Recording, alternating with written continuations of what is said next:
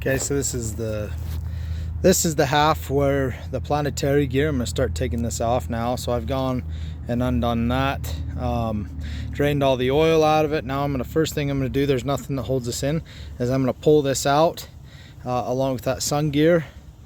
So let me go ahead and do that. So now, as you can see, I've removed the first section of the planetary gear. This is the actual spline that runs into the hydraulic motor. Motor comes out and drives these gears, which walk around this outside housing. You see that housing comes off, that gear housing, which then transfers it from these gears to this sun gear, which runs this back piece. So now I'm going to take this other section out. There's puller bolts here. If you have some bolts, you can actually use the ones that hold this whole housing on.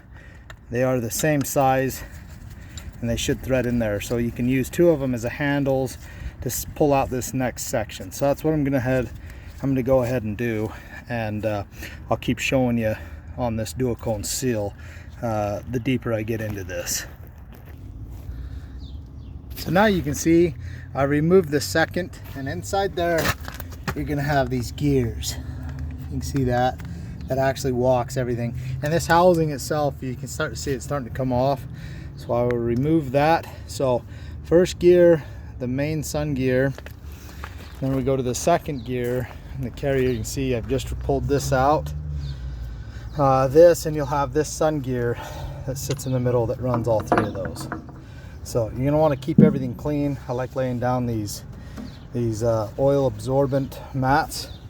You can get them from O'Reilly's. I really like using these to keep them clean. So now that leaves you with this outside housing. Sometimes if this housing doesn't come off, you can actually just take a crowbar in here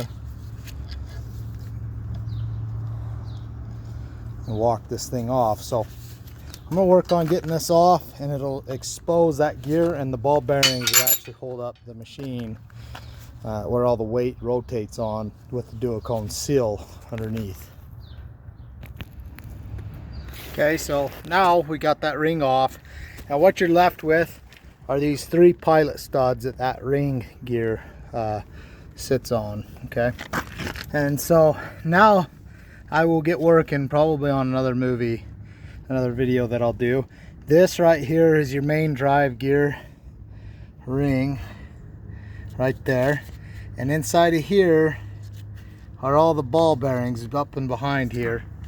And what you'll get is the dual cone seals the two housings. So you can see how that gear stays stationary and the ball bearings in there are rolling. Well, I'm gonna have to replace the ball bearings as well. I know that Cat has a preset pressed load that these are supposed to be set at, and torque to with shims, everything on here. So now I'm gonna go ahead and actually unbolt this whole housing from the frame.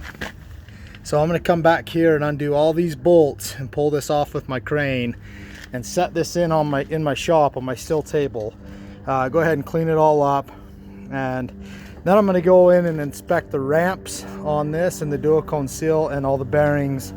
More than likely replace everything, so this will be a complete full final drive rebuild.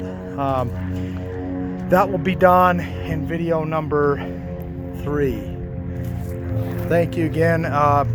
Like, subscribe, and comment. Again, if you have any questions, feel free to ask me.